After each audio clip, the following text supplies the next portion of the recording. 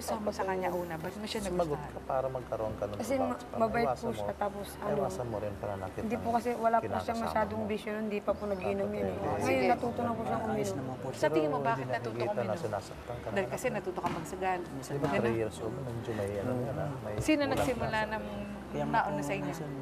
Ako po. Kinakausap. Hindi niya sinasabi. Eh, natatakot na nga sa'yo eh. Ba't siya natutong matakot? Parehas kayo dapat pala magbago. Oo. Muna anong babaguhin mo na ayaw niya.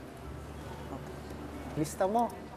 Pag-inom, Minsan gabi na umuwi. Ganun. Hindi Gabi pag-uwi na- ng, hindi pag-uwi ng maayos. Yung na pera niya hindi niya sinasabi ko Tapos sa hindi, niya dinadala. tinatanong niya kung saan dinadala yung pera, hindi daw sinasabi.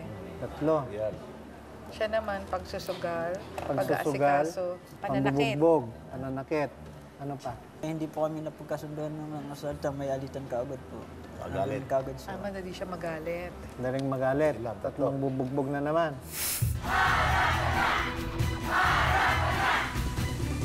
Well, nakausap na ng konsyensya ng bayan ang ating mga bisita.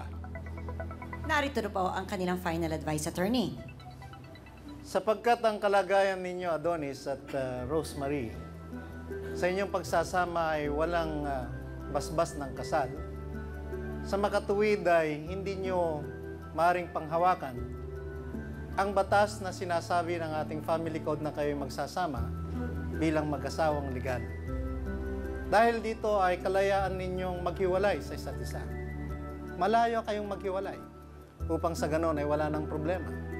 Subalit, kaakibat niyan ay nang natanong namin kayo kung mayroon man kayong naging pagkukulang at pagkakamali sa isa't isa.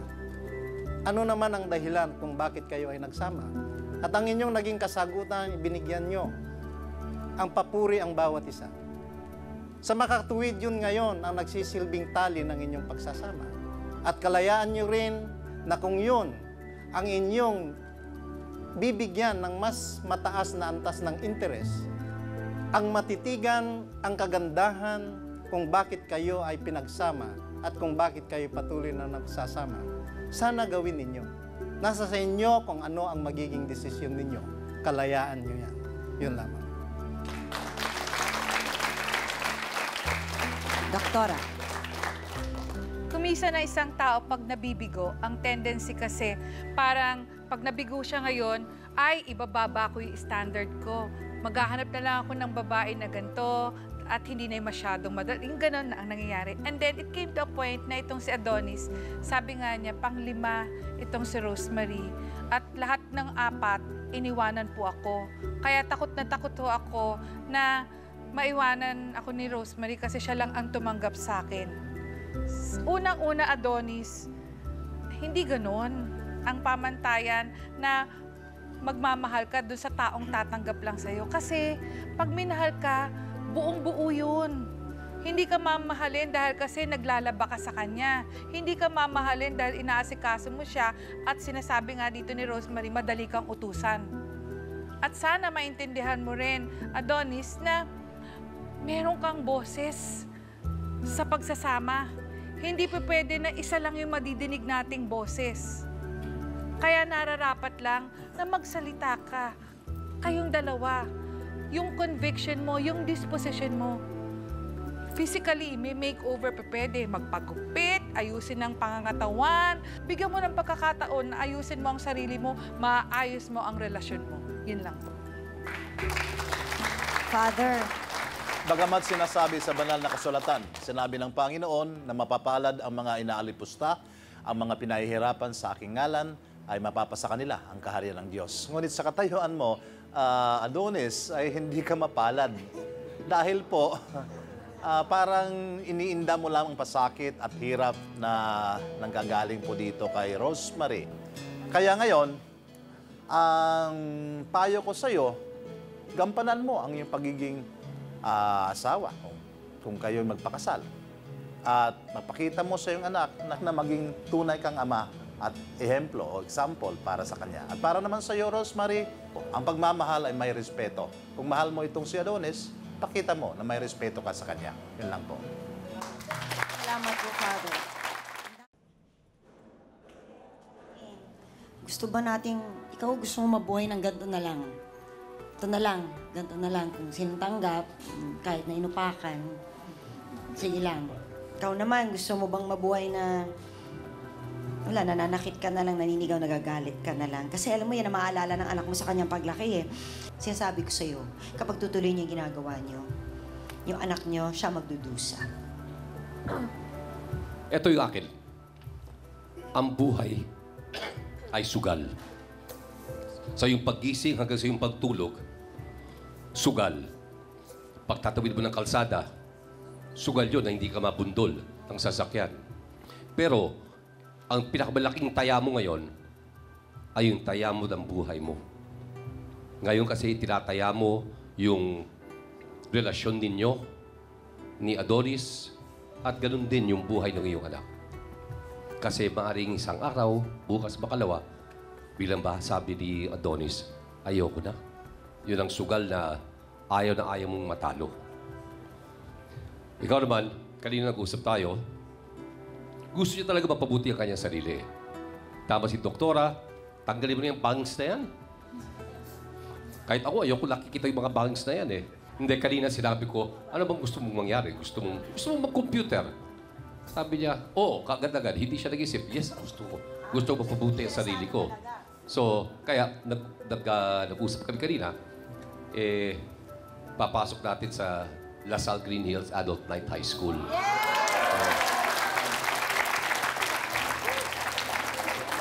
Nang magkaroon ka ng chance na makaramdam kung ano yung may kumpiyansa sa sarili. Kasi kung meron ka ng edukasyon, meron ka ng mga skills, kahit saan ka itapon, mabubuhay ka eh. Hindi ka na magugutom. So, oras na para tumayo ka sa sarili mong paa at sabihin mo sa sarili mo, eto ang gusto kong gawin. Or, kung gusto ka nila, magsama kayong dalawa. Di ba? Baka kailangan din ni Rosemary kaysa sugal lang naiisip nito. Aral siya ng iba. Oo. Biro mo, sabay kayo, tapos sabay kayo makakadiploma, Oo. tapos sabay kayo makakahanap ng trabaho. Next chapter ng buhay nila, manunumbalik ang love and respect. And Respeto. Ganda. At dali nyo sa ibang level naman ngayon happy change. ang inyong relasyon. Happy change. Agree ako sa inyong lahat. Doc, naisip ko lang to. I'm sure meron kayong mga ganitong sessions yung parang meron mga affirmation, mga sinasabi. Doc, bigyan natin affirmation ngayon. Kasi siguro una sabihin mo, ako si Adonis, gusto kong maiayos ang buhay ko at gusto ko itong happy change na ibinibigay ng Face the People. Paulit-ulit lang yon, magugulat ka kasi nandun na yung tinatawag nating possibility na magkakaroon ka ng kumpiyansa sa sarili mo dahil yung boses mo, maiaayos mo, talagang magiging confident ka. Yun lang, sabihin mo kagad ngayon. No, baby. Yan, go Adonis. Ako si Adonis. Ako si Adonis. Okay na ba yun, Doc? Isa pa. Kulang Mas pa. malakas. Ako si Adonis.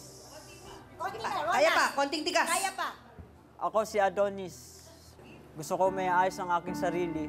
At gusto ko itong happy change na ibinibigay ng Face the People. At Gusto ko itong happy change. itong happy change na ibinibigay sa akin ng Face the People. Isa pa. Isa pa. Ako si Adonis. Ako si Adonis. Gusto ko. Palimutan ko pa yun. Kaya mo yan. More practice lang, di ba? Yun lang, di ba? Basta naririnig mo yung boses mo, yung voice of affirmation coming from yourself, unti-unti makikita mo, mababago mo yung sarili mo. Unti-unti. Huwag kang umasa na biglang malaking pagbabago. Hindi, unti-unti. At pag nagbago na yan, alam na. Gawin mo sa bahay. Hindi, totoo. Totoo yan. Pati yun din ang ginagawa ng mga artista kasi. So, pero huwag mo gagawin habang naglalakad ka papunta sa trabaho, Kasi, ha? ano yan? Kasi baka isipin ng tao, sino sila ulo na yan? Paulit-ulit lang siya, paulit-ulit. Ulit. Ako si ano, alam ka na namin siya Ako si Adonis! Oo, ikaw nga. Gusto ko ayusin ang sarili ko! Ay, hindi, ayusin mo. Papasalamat ako sa happy change na binigay sa akin ng Face the People. Ay, ano yun? Ako si Adonis! Paulit-ulit. Ganun dapat! Ako! Si Adonis! Nakakaloka. O, ito na, taong bayan. Kala nyo, tapos na. Huling round na ng ating botohan para sa ating question of the day. Carino Brutal, na pagsasama, tatapusin na ba? Gamit ang inyong vote pad, press A for tapusin na yan. Or B, wag muna. Tiis-tiis lang. A, tapusin na. B, wag muna. At ito na ho ang resulta.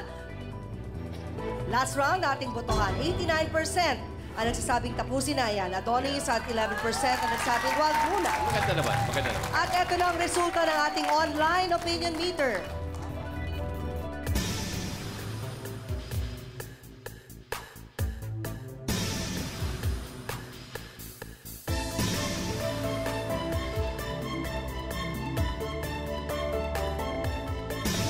Adonis, nakita mo na at narinig mo ang opinion naming lahat dito. Walang ibang makakatulong sa iyo kung hindi ikaw din mismo. Ano ang iyong desisyon?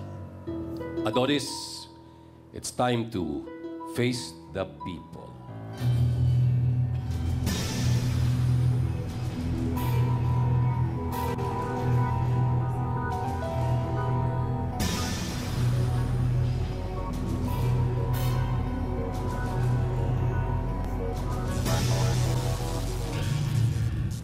Alam ko naman na, diba, sabi mo kanina, magbabago ka naman. Hindi kita kayang iwan kasi mahal na mahal kita eh. Kaya, pipiliin ko pa rin yung sumampay sa'yo. Alam ko, magbabago ka rin naman eh.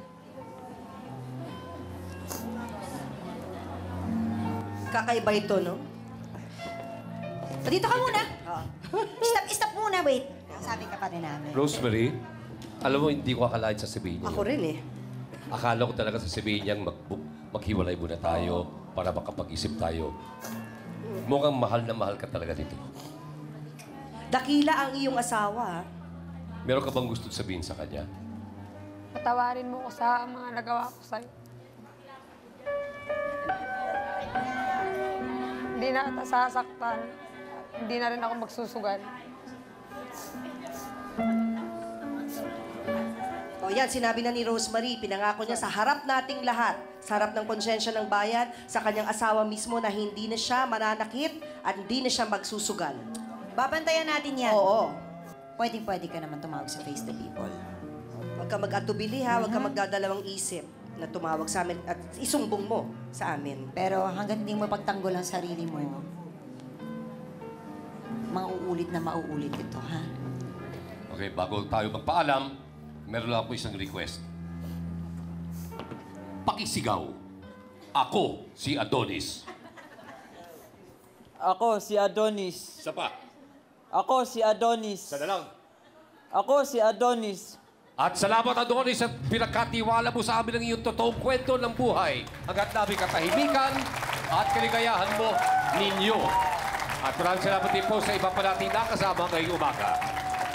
At syempre maraming salamat sa gabay ni na Attorney Ben Acosta. Dr. Camille Garcia. And Father Sunny Merida. Ang mahal nating Konsyensya ng Bayan! Araw-araw niyo po kaming samahan, taong bayan. Tandaan niyo po, lagi kaming handang tumulong para sa happy change. Ako po si Tintin Babaw. Hanggang susunod na harapan, ako po si Edu Manzano. At ako naman po si Jelly de Belen sa Taong Bayan. Ang opinyon, Sa iyong desisyon. Face the people. Susunod na po ang Let's Ask Pilipinas. Paring Ogie, ikaw na!